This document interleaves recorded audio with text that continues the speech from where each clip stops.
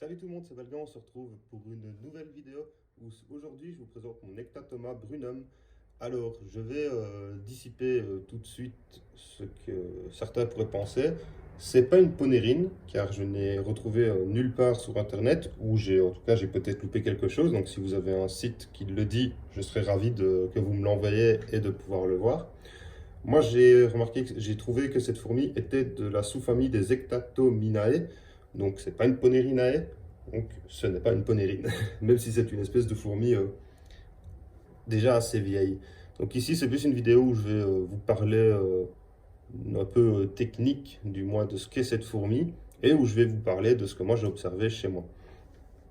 Donc c'est une fourmi qui n'est pas encore très grande en taille pour ce qu'elle est. C'est une fourmi de 10 à 12 mm au niveau de la gine. Et les ouvrières font plus ou moins la même taille. Donc il n'y a pas de dimorphisme chez ces fourmis-là. Il n'y a pas de major, il n'y a pas de média, il n'y a pas de minor. On a une seule et unique castre de fourmis, plus le mâle. C'est une fourmi qu'on trouve en Amérique du Sud, Amérique latine, dans des fourmis néotropicales, humides. Donc elles font en nature, leur nid est généralement dans les racines d'un arbre ou d'un petit buisson.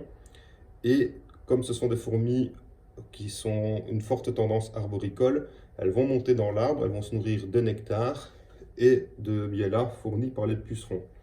Elles vont aussi tuer des insectes, mais c'est beaucoup plus rare.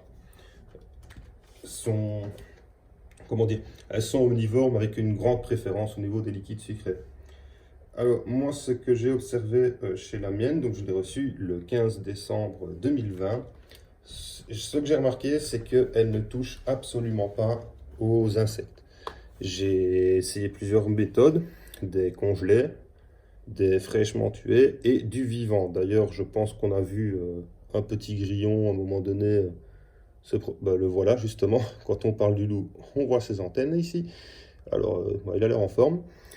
Donc ce sont des grillons qui sont présents depuis forcément le 15 décembre. Ils sont 2 à 3 encore dans le nid. Je n'ai jamais assisté à une attaque de la fourmi. J'ai pu la voir une fois se balader dans son setup et tomber face à un grillon et choisir la fuite plutôt que l'attaque. Le liquide sucré a un franc succès. D'ailleurs, ses premiers œufs sont arrivés aux alentours du 20-24 décembre de son arrivée. Et ici, j'ai pu observer les premières larves arriver il y a quelques jours seulement. On peut d'ailleurs les voir. Bon, maintenant le grillon est pile dessus, c'est génial. Donc elles sont à droite de la fourmi. Je ne sais pas si je pourrais mieux vous les montrer. Ça me semble un petit peu difficile. Attendez.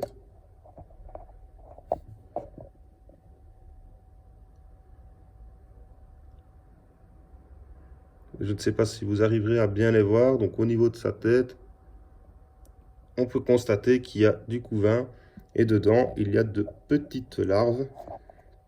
Donc je suis extrêmement content de tout cela. Elle est en pleine forme, le couvain est en pleine forme. Elle s'en occupe merveilleusement bien.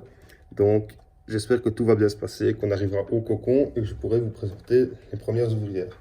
Ce que je ferai, je vous referai une vidéo quand les premiers cocons arriveront. Donc on verra la période d'attente qu'il y aura eu entre cette vidéo. Je la tourne le lundi 18. Je vais certainement la poster aujourd'hui même. Je m'excuse de n'avoir plus su tenir le rythme des vidéos du vendredi. Je vais essayer de trouver un autre jour, peut-être le samedi. Car la reprise du boulot m'a empêché d'être très ponctuel à ce niveau-là. J'espère que vous ne m'en voudrez pas. En tout cas, je vous souhaite à tous une très bonne semaine, un bon courage et le meilleur pour vos colonies et pour vous-même. Ciao, ciao!